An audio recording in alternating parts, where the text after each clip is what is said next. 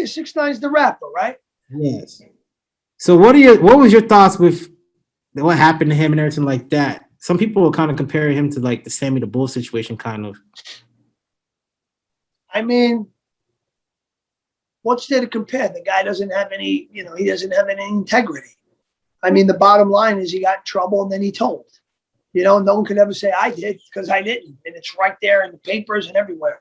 And these guys go around, a lot of these rappers go around talking all this tough guy shit. But when they get in trouble, they will tell. I promise you that. A lot of them are not built like that. And that guy wasn't built like that. I have absolutely no respect for him. And, I mean, it's because you're saying you're one thing. You're portraying yourself as this. And you're portraying yourself as you have some authenticity in being that. And it's not. And he hurt other people. Yeah, there are other criminals, but this is what it is. I don't respect that guy. I would never listen to his music just for that reason. Because I was in a situation where somebody like that could have gotten me in trouble by telling on me just to make it easier for themselves. Absolutely no respect for that whatsoever.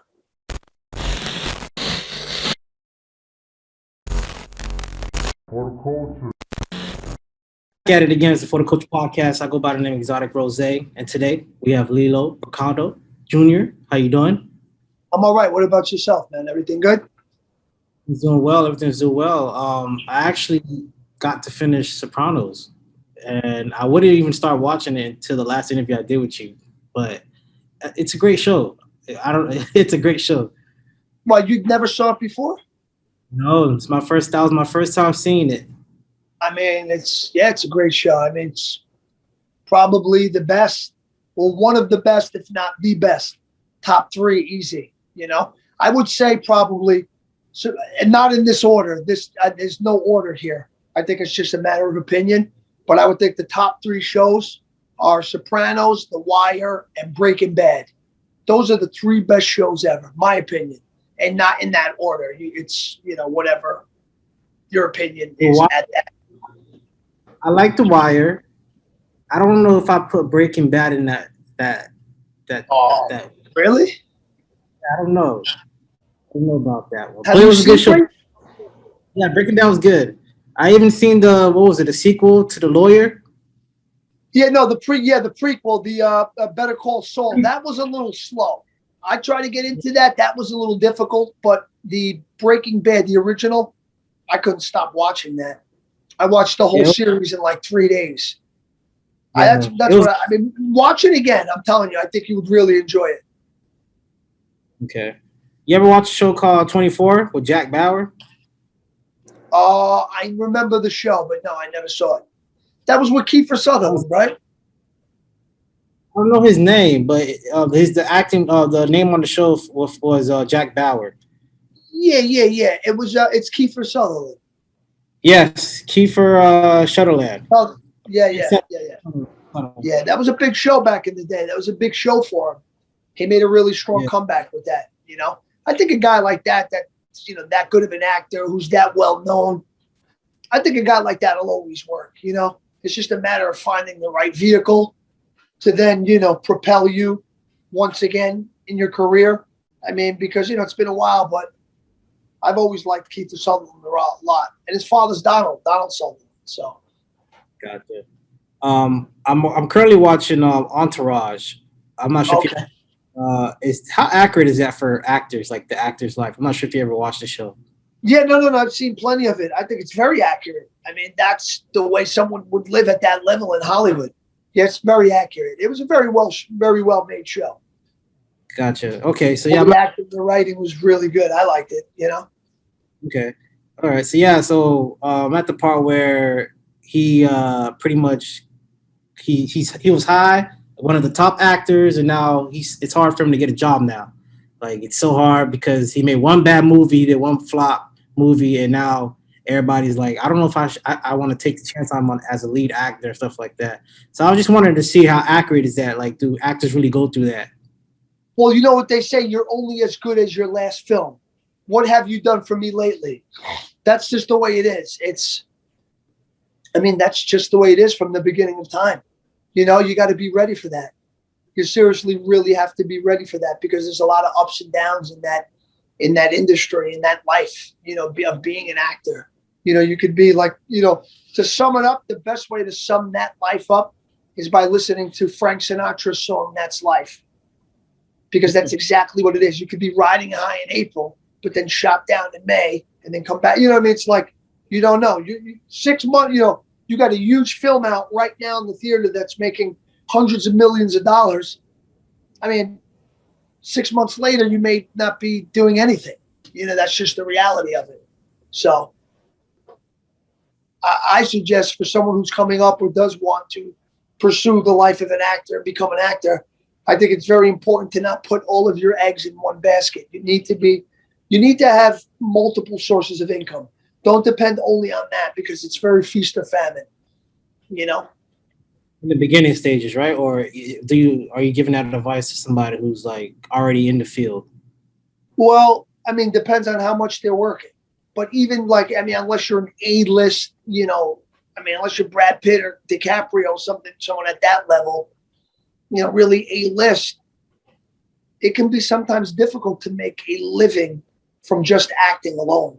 It can be difficult, especially living out in LA. It's very expensive out there. It's not cheap to live out in LA. Gas is like $4 a gallon. You got to really be on the ball out there. You got to really, really have multiple sources of income. Yeah, I went to LA one time, man. I was like, I loved it. It felt good. It felt right. The only thing I was like, because to compare Florida to LA, I was like, it's expensive. I don't know if you get paid more over there. I don't know if it balances out. But I spoke to somebody. I forgot. I think it was a female, and she was like, "Yeah, this when you come to LA, it kind of forces you to become a hustler. It forces you to always be on the move to get money because how expensive it is out there." Yeah, no, it definitely is. You definitely got to be, you definitely got to keep on your toes out there. It's very expensive. It's just, but it's a beautiful place. It's a beautiful place to live. The West Coast is very beautiful. Minus all the smog, but Los Angeles is very nice. Gotcha. So I had another questions about like acting and everything like that. When it comes to like franchises like Fast and Furious or like superheroes and stuff like that, if you do get an opportunity, would you be interested in doing something like that or no? Yeah, why not? Absolutely. I mean, anyone who can knock those kind of films, it's like, I remember my nephew when he came home. My brother went to take him to see The Last Avengers. And, I was leaving to go out with a couple of friends and they came down the hill. They came home from the movie. He was strapped up in his baby seat in the back. And my brother opened the back window so I could see my nephew. So I knew they went to go see Avengers. So I said to him, hey, how was the movie? And then he goes, it was sad. And I said, why? And he said, Iron Man died. And he was like very affected. And he was like, Iron Man died. And he had like tears in his eyes. I was like, wow. It's a powerful film. It's a film. It affected my nephew that way. Must be something about it. So yes, absolutely, I would be interested in doing something like that. It's actually something different for me. I would jump at the opportunity to do something like that. Well, it doesn't just affect your nephew. It affects grown men too. Somebody who's been like watching anime or superheroes since they're little. As they grow up, they still have that feeling and connection to that superhero. You're absolutely right. And my nephew was very affected. And it just, it proved to me the effect that these films can have, that they are, in fact, something that can evoke that kind of emotion, where it's not just like, eye candy and watching all these special effects and all these big created characters and, these great actors playing these characters. It was more than just that. There was more, it was more emotion involved, I agree. Do you get tired for like, do people call you and when they call you, do they just automatically like put you in a like that area, like the mob movies, mob show? Yeah, they do, but I'm capable of so much more and I can't stand playing those roles. I do them and I will do them because obviously I'm not rich and, I need to live, but I've done so many of those. They're just not a challenge to me. They just don't challenge me. Like I want to be an actor. Like I love it. And doing that over and over and over, it doesn't do me any justice. Unless it's like really, really good, I wouldn't even do it. Even if I needed the money, I just come to a point where I don't want to keep, you know what I mean, being thought of in that way. I am capable of so much more than that, you know? What do you call that? Like, what is that called? Typecast or something? Or? Yes, typecast, stereotype. Gotcha. Okay. You hear about the Mafia State of America with Sammy the Bull? He looks like they're coming out with something like that, yeah. Well, with Mikey Francis? Yes. Yeah, I saw that. That looks pretty interesting. I know Michael. I was on. I did a sit down with him. Great guy. He's got a great family. He's really, really someone to look up to. Guy's full of wisdom and intelligence, and there's just so much you can learn from a guy like Mikey Francis. But I have no doubt in my mind that whatever they did, it's going to be put together really well, and it's going to be very entertaining for everyone. Yeah, I was surprised they even came together because it sounded from Vlad. I was watching like separate interviews. It felt like they can't stand each other. Yeah, I know, but they made it happen because that's the people want to see. Yeah, you know, the controversy. That's what sells. That's what people want to see. You know, nobody wants to see two people get along on TV. That's not what it's. That's not what us Americans have come to love. We like controversy. We like things like that. You know, it kind of takes us away from our own lives, and we can kind of live vicariously through these people and the scandals and everything they're going through. And it's kind of like us as the viewers and just the fans watching this. You kind of have that like vicarious. You kind of get that vicarious thrill. You know what I mean? So it's like that's what America wants. They don't want people doing what they do. Why would I need that? I'm doing it already. I want them doing something I don't do and live through it. You know? So. I agree. Well, I wanted to talk about, because me and you had a situation before scheduling this call, like being on time. How important is it to being on time for people that are in business or acting or anything like that in general, life in general? Well, being on time, that's where it all starts. Because like whatever you're doing with someone or for someone, it all starts by you showing up, right? That's the first step. We already made this agreement, this arrangement, that on such and such time, you will be here to do this for me or provide this for me, right? So like if you're getting there late already, I mean, you're ready, like that's the first impression, but it's like sometimes, not always, it can be an extension of who someone is. It's like, okay, well, this shows a responsibility. They're late, so that must mean they're that way in this area and this area, and it may turn some people, off. And, time is so valuable. And as you know, I was in prison for all those years, and I've become like, I don't want to say institutionalized because that's gone, but I've learned to live a life of structure. I like structure. I do well with structure, with that some sort of control. And when and this is how I survive. This is one of the things I use to stay sober. And when it's like, I got the time blocked out. Okay, from this to this is this. Then this to this. And then when this, it starts getting out of whack, it kind of and listen, that's just the way I am. You know what I mean? It's not that people have to agree or conform, to accommodate me. No, I mean, it is what it is. I guess sometimes it's my own thing. I shouldn't make people feel responsible for having to agree with it or go along with it, but it's just what works for me. You know what I mean? But it's important. I know if I'm going on the first day of a job or whatever it is, if you want me there at 6:15, I'll be there at 6 o'clock. It just says something. I know if I'm a boss and I see somebody show up, I'm going to say, oh, right, thank you. You know what I mean? I'm going to know this guy got here early. It means he took the time to, get here early. He left early, knew the directions, he was prepared. And if he's prepared with this, he's going to be prepared for what he's got to do for me, and it's just an extension. It's an extension of who they are. That is true. Also, I look at it as not just in football, for example, like the whole Cam Newton situation. I'm not sure if you've been following that, but the who? The what? Cam Newton, the football player for the Patriots. Cam Newton? Yes. What happened? I didn't even hear what happened. So he got released from the Patriots because multiple reasons. Because he didn't take the COVID shot. So by him doing that, he allowed the backup quarterback get more snaps because he was out because of the COVID protocol. Okay. During that time period that the backup quarterback had more snaps, he actually showed a good impression and brought more leg room for him to take over the starting position.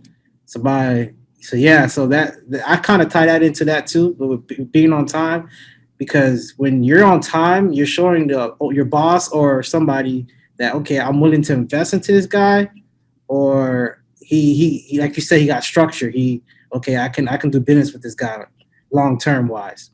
Yeah, because he's going to show responsibility. He's not going to be something that I have to worry about. I already got 20 moving parts going on right here, and the least amount of those parts I have to worry about, the better. You know, and I know this guy's a guarantee because he's always early. He always does what he has to do. So he's good. That's what I want. This is what I want.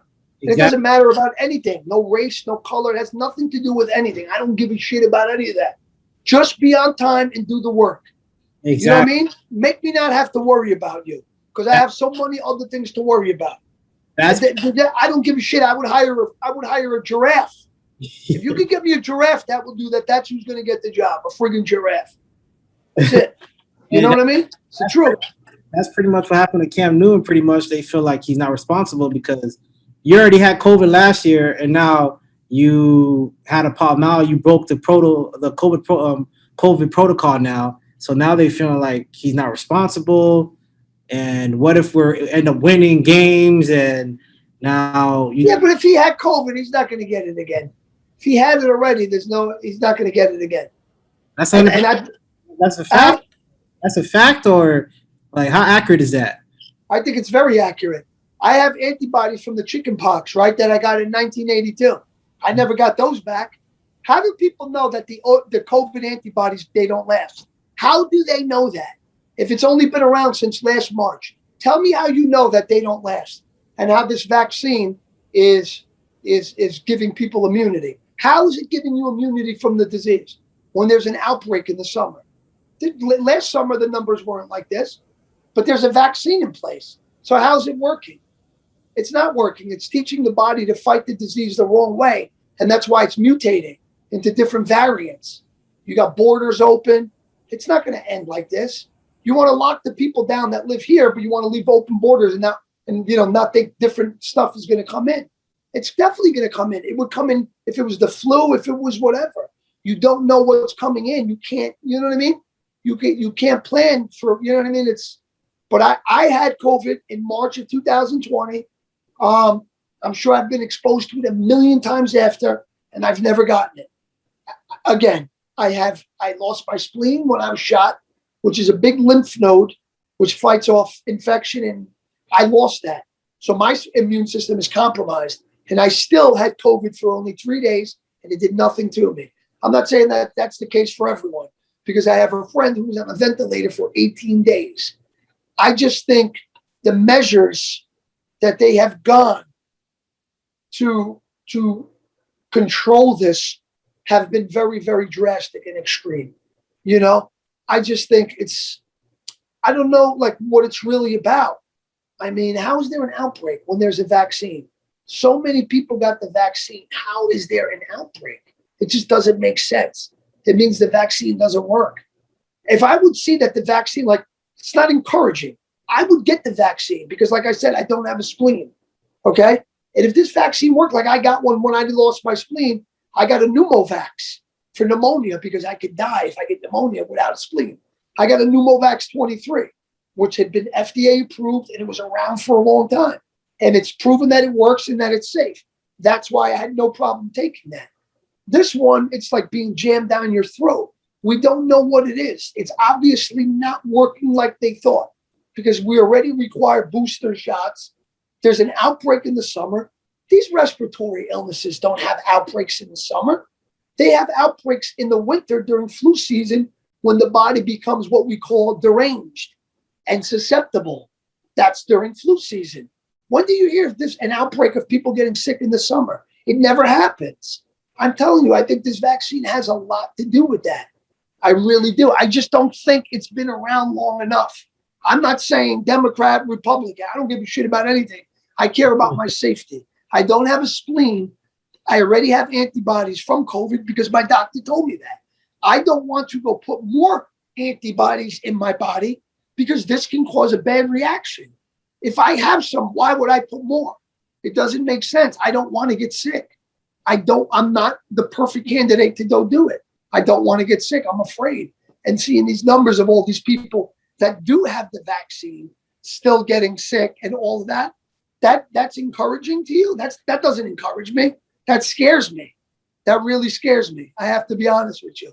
It's like we don't really know. We don't really know. It's like hit or miss. That's not enough for me, man. You know what I mean? Yeah. So how do you feel about jobs requiring people to do that? Like you have no choice really if you think about it. If that's your only way of living, like the way I don't think the job should ever be able to require anybody to do anything or little kids, but I don't think that the way I think that it should be handled is if you have the vaccine, you have the vaccine. You have the paperwork to back it up. Here's my paperwork. I got my vaccine. Okay. If you cannot provide that paperwork, then you must wear a mask. Okay. Wherever places. But it doesn't mean that we have to do it now. We're at a 3.86 positivity rate. I don't think that warrants wearing masks and doing all this all over again and controlling people. It's crazy. It's crazy. It's like if someone feels that they don't want to get sick, wear the mask. Some people don't want to wear it. I mean, you can go both ways with this. Okay, yes, you want to protect, children, so you tell them to wear a mask and you mandate them to wear a mask. Okay, but you have to understand, children, their organs, their brains, their minds, their hearts, nothing is fully developed when they're children. Okay, we have 3 orifices, 1, 2, 3, that God gave us, or whoever it was that gave them to us, for a reason. Okay, we have 3 places to breathe: this orifice, this one, and this one, for a reason. So now it's like these kids, they're little, their lungs are developing. Okay, so to develop the right way, they must be able to breathe the way they were intended to breathe. And that is from the 3 orifices. When you cover this big one up and you're breathing from these 2, you're putting stress on your lungs for them to do something they can easily do if this was uncovered. So I don't know if the juice is worth the squeeze in this situation because they're having to breathe heavier because this is covered and they're doing this a lot and they're putting stress on their young lungs. Do you think their lungs are going to develop properly? Honestly, do you think it's possible for their lungs to develop properly after all that stress at such a young age, wearing masks to school for years? Come on, it doesn't make sense. Yeah, you kind of hit it right on the nail. I actually heard somebody say, I forgot what it's called, one of those tube things that they put down their mouth when people have they can't breathe. You know what I'm talking about? Yeah. Okay. Yes. Well, I heard somebody talking about it and saying they think that's the reason why the person died, pretty much because they put too much stress on their lungs. So yeah, and then because I'm in sales and I was talking to a prospect and the guy was telling me how he was like, I'm not saying the COVID shot killed my grandma, but she was perfectly fine, healthy, even though she is old. She's in her 90s. So I don't know why she got the shot. Now she got blood clots, and then she ended up dying later. So he's like, I don't know what's going on. It's kind of weird that after the shots, she ends up passing away. Well, I mean, antibodies for COVID. I mean, COVID's a very horrible respiratory disease or illness or whatever you want to call it. And I think for someone old, someone that's older, an elderly person, giving the wrong amount of antibodies, bad, that stuff's going to happen. That stuff's going to happen. And I'm sorry, for your friend's grandma or mom who passed away. But I mean, I definitely think the vaccine has something to do with some of these things. I'm not saying that the vaccine does that to every single person, but it can do that. And I don't want to be that person that it does it to. You don't want to take the risk, pretty much, because everybody's body is different. Yeah, and I just think to mandate someone to take a vaccine, I think they would have to be 18 years and older. I don't think you can do that to kids. It's like I gave birth to these kids and someone else is telling them what to do. I don't think that's right. I understand like other people think, oh, but they're hurting my kids. But if your kid is vaccinated and has a mask on, I don't see what the problem is. You know, or if they're not vaccinated, that's one thing, but have them wear a mask.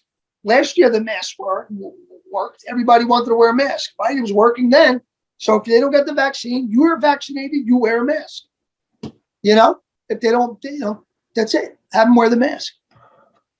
You know, but yeah, I'm just like, you know, I was cool with everything, but it's just going on too long. I really expected by now that we'd be in the clear with this, but we're just not. We're just not. You know. So. How long was chickenpox back in the days? Like, how long was that? Was it just like COVID or?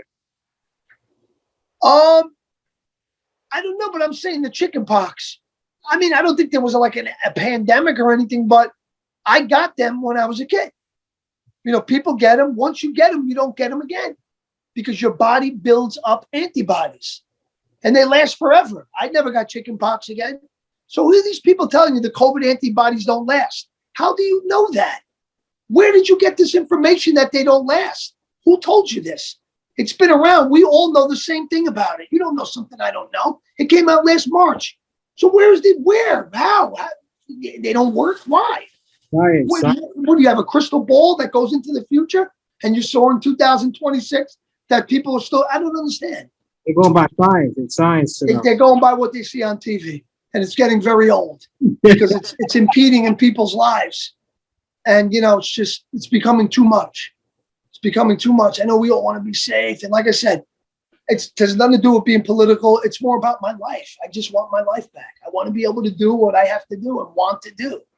You know, I guess being incarcerated for all those years and someone having control over me and being told what to do, I guess I'm a little more sensitive than the average person to being told what to do and having to wear a mask and having to conform to certain things. You know, maybe if I didn't go to prison, I wouldn't be as sensitive to it and it'd be fine. I guess because then I had to. And now it's like I don't have to. I'm not doing anything wrong. I don't, you know what I mean? So that's the way I look at it now. In prison, they make people get it automatically? What happened? In prison, they make people get shots automatically? No. Well, I think that, I don't know. Yeah. No, but I'm just saying the whole point is like being locked up for those years and being controlled in a controlled environment. Gotcha. Makes me more sensitive to this now. But I think they're going to mandate the people to get it in prisons. I think they have to because, you know, they never know the healthcare in prison is not the best. So, you know, you got corrections officers coming in and out, visitors coming in and out. Now, if these inmates are not protected, there will easily, one of them gets it, there will be an outbreak. And then before you know it, everyone will have it. And, you know, it'll cost the state a lot of money. It's a lot of money when it could have been avoided, you know? So I definitely don't think that they're going to want to take a chance and not vaccinate everyone in there. Because it's like if you're convicted of a crime, you lose your rights anyway. So they will make you get that, you know, that say, hey, listen, you shouldn't have came to jail. You're here now. And we're going to make sure you get that vaccine. Because if you get sick, you're going to get everyone else sick. And the state doesn't feel like spending all this money on you guys. Because that's the reality of it. You know? When you was in prison, did you see stuff like girl guards fucking the people in jail? I mean, prison, stuff like stories like that. Like I'd be hearing stories like that. I mean, I heard stories like that. I, you know, seen a little, you know what I mean? I heard some stuff like that. Yeah, that's human nature, of course. Gotcha. Okay. Well, also, I didn't know that there's this guy from Florida. I used to come see you with his wife. Oh, John Monteleone. Yeah, he was a Christian. Right. Yeah. I used to write letters to each other, and for one day he just felt like you were in trouble or something like that. Well, when I wrote him with the paper with no lines, he said, "The Lord tells me you're in trouble. What's wrong?" Because he knew. Because usually I write him with the papers with the lines, and I guess because when he saw that, he must have thought, okay, maybe he's in a different place. Maybe they took away his property, and that's why he's got that state paper. You know, it takes one to know one. He was incarcerated. So I think maybe, you know, but whatever way, I'm not taking away any of the credit. The guy was, you know, this guy was a very good friend of mine, passed away from cancer. His name was John Monteleone. I still talk to his wife, Lisa, his daughter, Valentina. I'm still in touch with them. They're great people. And that guy definitely, you know, changed my life. You know, when I was in there, he, you know, would always say, your friend in Christ, John Monteleone. So, yeah. Rest in peace, John. Yeah. Okay. All right. And then I didn't know you reached out to the family too, the police officer. I didn't know that. Yeah. Yeah, I did reach out to them, but they're not even worth it. They're just such greedy, you know, they're just like, oh, I'm still not ready. I know someone close to me whose brother was killed, shot right in the head. Their family's not looking to sue or anything like that. With those people, it's all about the money. I heard she wasn't even close to him, his sister. I knew an officer in Rikers who knew the family and said that she wasn't even that close to him at all. When this happened, then she got close to look for money. And that doesn't surprise me because that's what she seems like she is. I've made attempts to, like, seriously, from the heart, like, let's make amends. Oh, I'm not ready. No, you're not ready because you want the money. It has nothing more to do with that than anything else. That's what it is. I'm tired of being nice to these people and being, like, you know, spit on. I'm not doing that anymore. They have absolutely no respect. Yeah, I understand their brother was killed, but I didn't do it. The guy who did it is in jail forever. Okay, your brother shot me. Okay, I didn't have a gun. How about that? You go and buy what the news says. How about a guy with no gun because I'm a drug addict? I'm not an innocent man. Okay, I was shot. You shot me first. Okay, but all of a sudden now I'm being charged with your murder. How does that happen? How does that happen? You shot me first. I didn't have a gun. Okay, and now she's telling me I'm not ready. It's like, are you kidding me? Your brother almost killed me. He shot me first. I was lucky that I lived. But, you know, all of a sudden he's the hero. When he came out, he just started shooting. It's like, you know, come on, man. You know, enough. I'm not saying that it was right. The other guy had a gun and all that because it definitely wasn't. And I didn't know. You know, people say, oh, how did you not know? I was 29 years old that night. I'd never gotten in trouble with something like that. The DA cannot, you know, to bring one witness to the stand that could say, yeah, we hung out with Lillo all the time. He always had guns because I never did. So there was no dirt on me. Okay. I was there because I loved the girl at the time, was hanging out with her father to be closer to her when she would call the cops. I would just say, I'm here to see your father, not you. That's what it was all about. I went out one night, no gun, got shot, you know, and then this all happened. And so all of a sudden, it's easy. It's very easy to make me out to be like some criminal. It looks great on paper because I did mob movies and then this happens in real life. So it's a sensational story for the press. And they love that, but that's not what happened.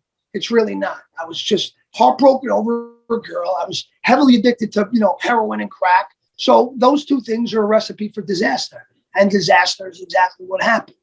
You know, but as far as the family, I can't stand those people. They have absolutely, yeah, I mean, just, I don't even want to talk about them because they're just, you know, like the sister wants to talk about what a good person she is, but it's like, I've been home all these years. I've been nothing but a good person. I've helped so many people try to recover from addiction. Like, you should see that and be like, hey, I respect that. And, you know, maybe we could come together and just, you know, but not ready. You're not ready because of what the cops put in your ears. You like that 5 minutes of fame of you being on TV and all that. And the bottom line is you want the money. You want the money.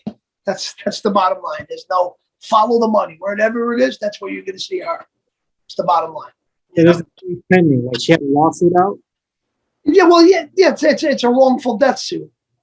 You know, but I remember through someone else who I met coincidentally that was related to these people, I said to that person, see if this, you know, sister would want to make, you know, amends and blah, blah, blah.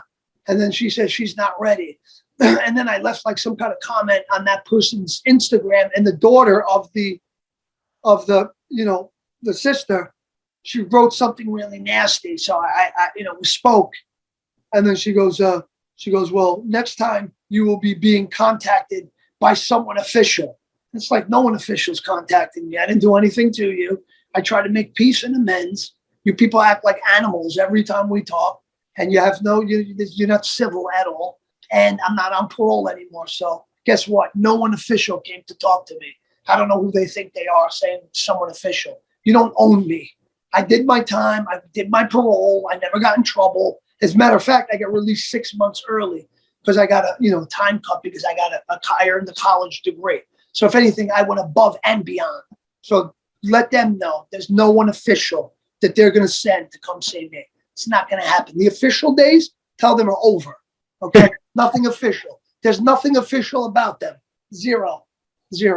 Bilge. Yeah, that's right. Well, dang, I didn't know it was that deep. One thing I did. Yeah, they're clowns. They're clowns.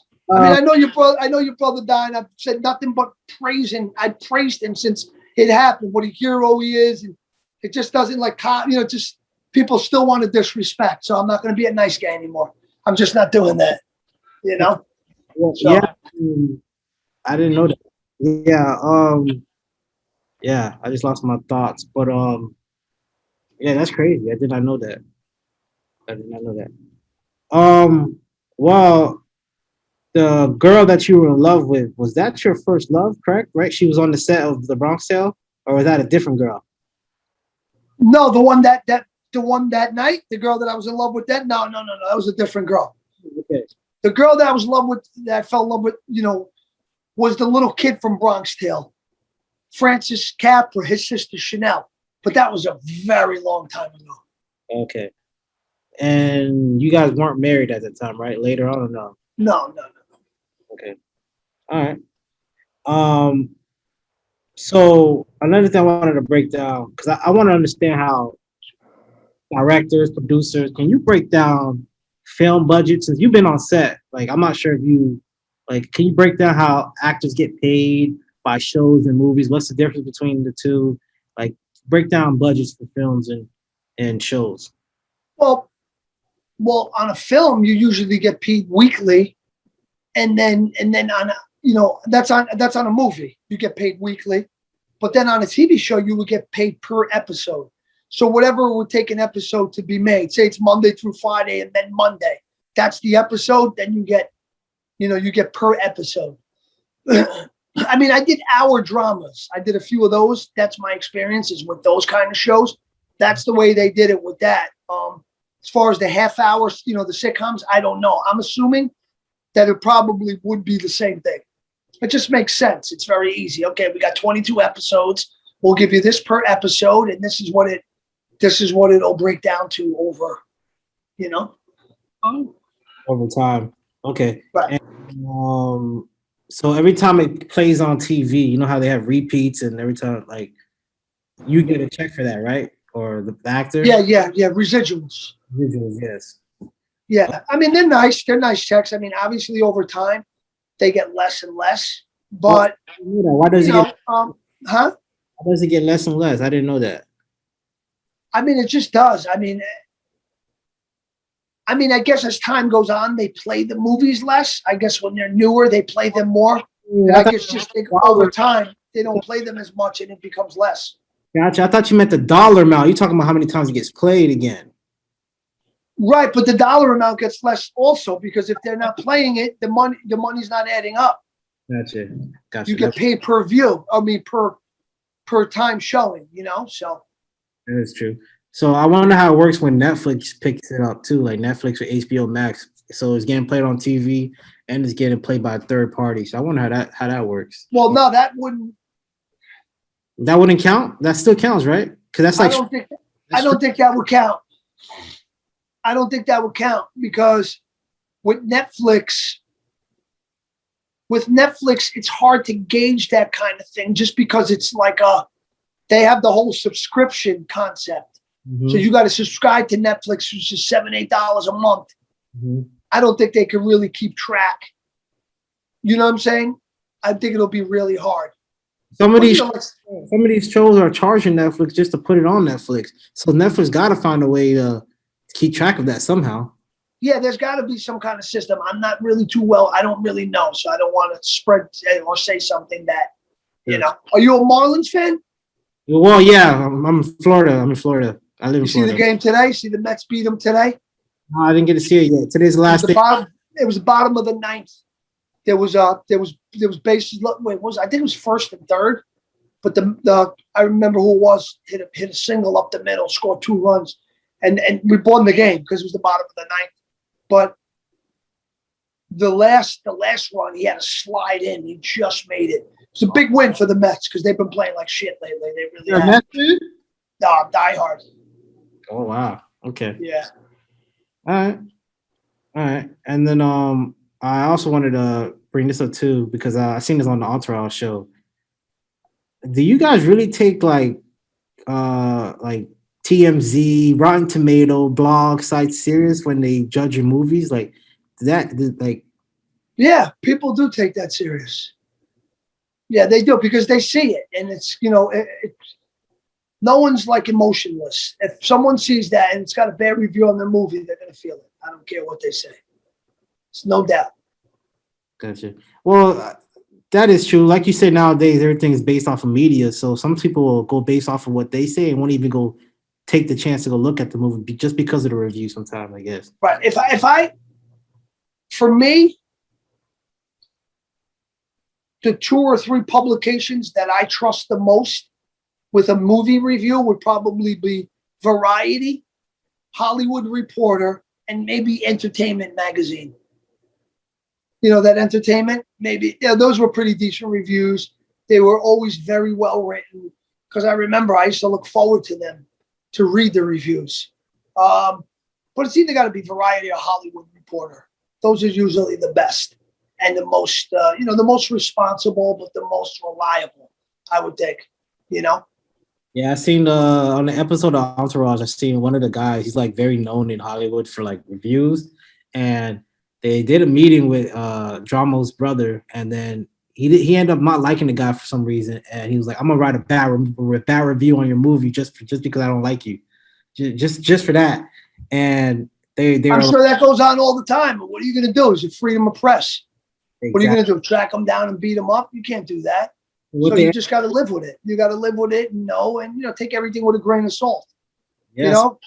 What they ended up doing was finding girls to make him happy, and he ended up writing a good review because they brought him girls that he couldn't get on a regular day, like these beautiful women. And yeah, they pretty much bribe him, I guess, if you think about it. With women. Yeah, that's what that sounds like to me. That's crazy. Well, do you know who 6ix9ine is?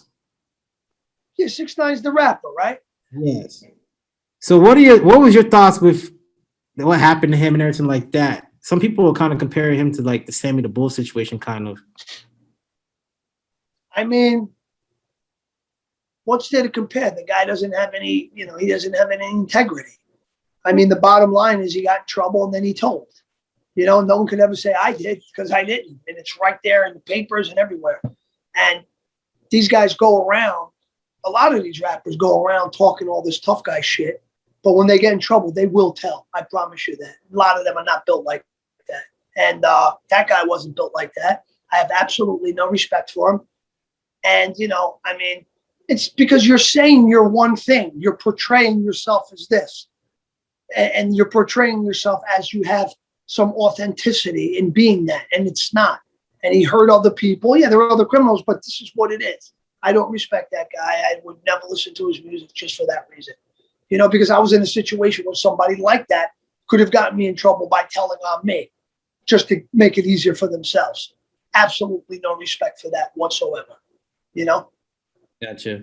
Yeah, what got me was when I started, like, they wasn't even asking him for certain people names, that he was just telling, like, he was just talking for no reason. Like, they weren't even asking for certain people, and he just put their names in the situation. And he's like, that's when I was like, wait, so you bringing up, like, they didn't even ask you about that person. Why are you even talking about them? Yeah, no, I know. I hear you. Yeah, he's a bad kid. He's trouble. A lot of trouble, that guy, So. Okay. Are you familiar with the Black Hand? No. No? I was doing some research on them. So they're like the mob before the mob. So like the Mafia in Italy, pretty much. And Okay. yeah, I think they were in one of the mob movies. What was this movie called? Or The Godfather.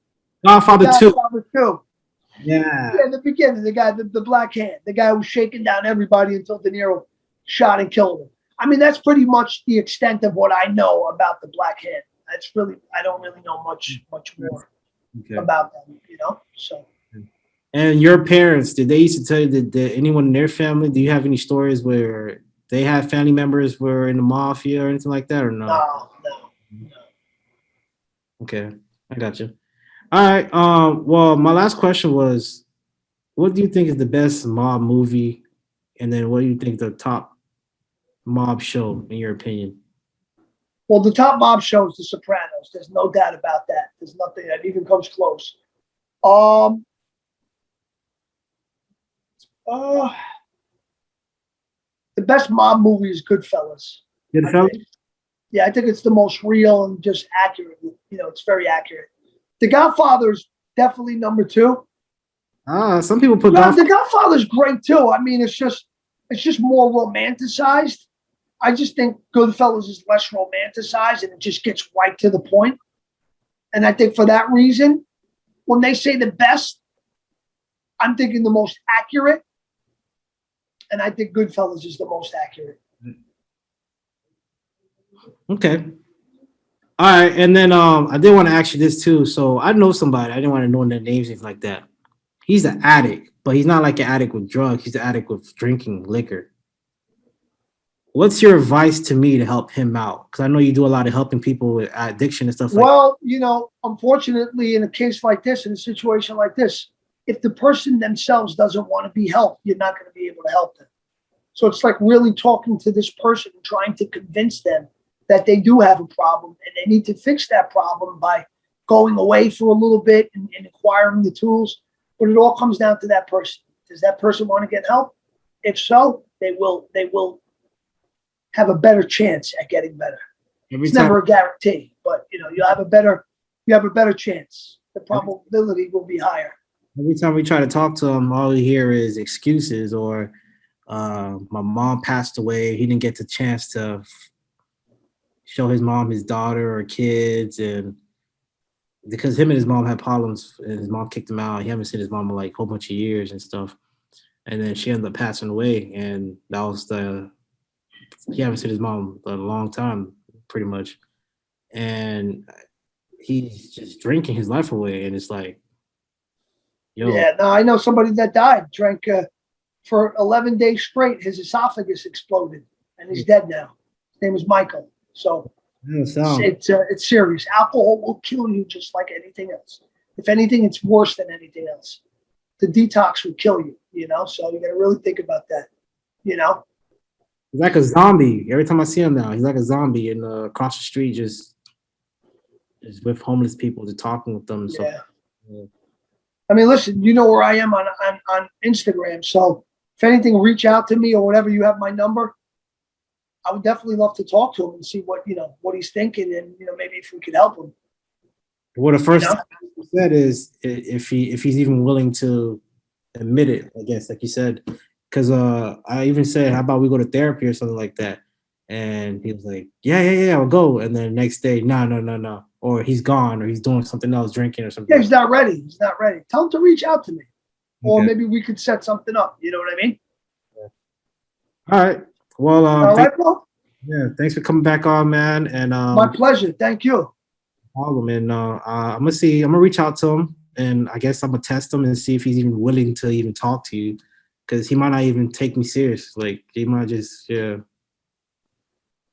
All right. Well, let me know. All you can do is try, right? So let's see. All right, man. Thanks for coming on, man. It's for the culture. All right, brother. Thank you. Okay. Bye-bye.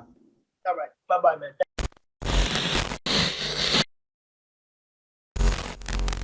For the culture.